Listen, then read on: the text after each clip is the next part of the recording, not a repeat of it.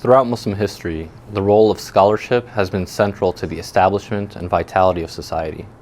Scholars did not confine themselves only to the academic realm. They were polymaths, artists, poets, and pillars of the social fabric, in addition to being masters of the Islamic sciences. One of the most notable examples of this was al-Ghani al-Nabulsi. Born in 1641 Gregorian 1050 after Hijrah, al-Ghani came from a long line of scholars who had lived in Syria and Egypt for generations. His nisba, al-Nabulsi, refers to his ancestors having lived in the Palestinian city of Nablus before coming to Damascus, where he was born. His father was a scholar of Hanafi fiqh, who taught at the Umayyad Jami'ah, which is where Ghani received his early education. By the age of 20, he was considered a scholar in his own right and began teaching classes in the Umayyad Jami'ah and was initiated into both the Qadiri and Naqshbandi tariqas of Tasawwuf. His scholarly accomplishments were numerous, having written texts on fiqh, poetry, travelogues, and numerous explanations of the philosophical Tasawwuf of Ibn Arabi.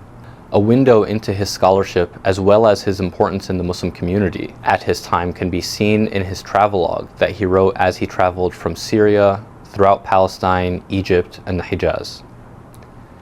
In each city and town, he would be greeted by the notable scholars of the area, and often be hosted in madrasas and Sufi zawiyas. A common theme seen during his travels is scholars and students of knowledge coming to him to benefit from his scholarship and mastery of the Islamic sciences. On top of that, almost every page of the text features poetry and nasheeds that he would compose on the spot upon request, many of which ended up becoming part of the nasheed tradition of Sham and are still recited today. During this time, the Ottoman Empire had centralized many aspects of the scholarly bureaucracy. Ulama trained in Istanbul would usually occupy the highest posts in government, advising sultans and developing curricula for Islamic schools. And Nabulsi, however, was never part of this structure, having been trained in Damascus outside of the Ottoman state's official schools.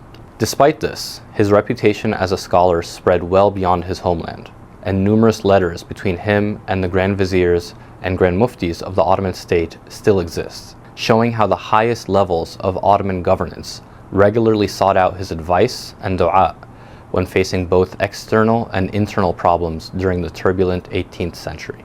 And Nabulsi's impact extended well beyond his life, however.